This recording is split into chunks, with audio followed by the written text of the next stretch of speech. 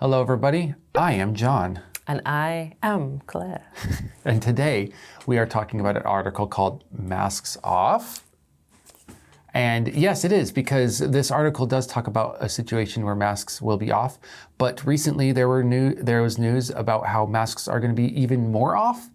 But we'll talk about the details of all of that, masks and everything, a little bit later. But for now, as of this recording, when and where do you wear a mask these days? Pagoda asks us to wear, the teachers, to wear a mask in class, so I do.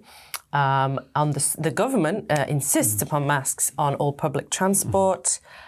And I haven't actually been to a hospital, but if I were to go to a hospital, I would wear it there too. Otherwise, I take mine off. Yeah. Are you similar, maybe? Yeah. So recently we've been able to take our mask off indoors, right? We no longer, besides Pagoda, besides the whole service side of Pagoda, we don't need to keep our masks on in the indoor areas. And it feels weird. I like the anonymity that comes behind having a mask. I like hiding my face. It's actually something enjoyable. Now, I don't like being trapped. I don't like having that hot air when there's hot air on the outside as well.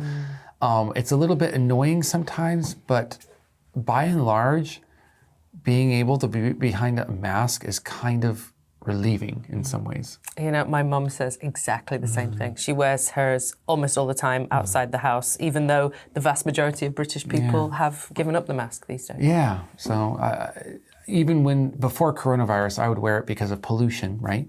And those were, I started wearing it every day, even without pollutions, because I liked it. I would take it off when I got to the Pagoda, but then between the house and Pagoda, I would just right on there. I felt really weird at first when they first said we could take it off, like in shops or those kind. I felt really nervous at first, but I think I actually got used to. I slipped back into the old ways very quickly. Used to the old new status. Also, as a persistent makeup wearer, I think that was a relief. I don't have to keep touching up my nose makeup all the time because I had this massive nose. You can imagine, you know, the mask is just constantly rubbing on my cheeks as well. That's annoying. Yeah, at a practical level. Yeah, practically it's better that way. Yeah, exactly. Go ahead and think about that as you're reading the article.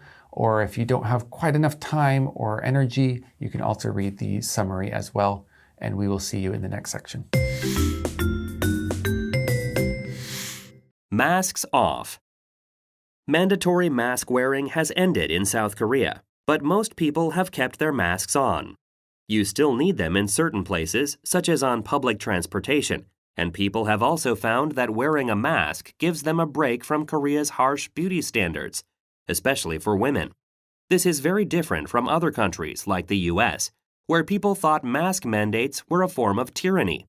It remains to be seen when, or if, South Koreans will decide it's time to stop wearing masks.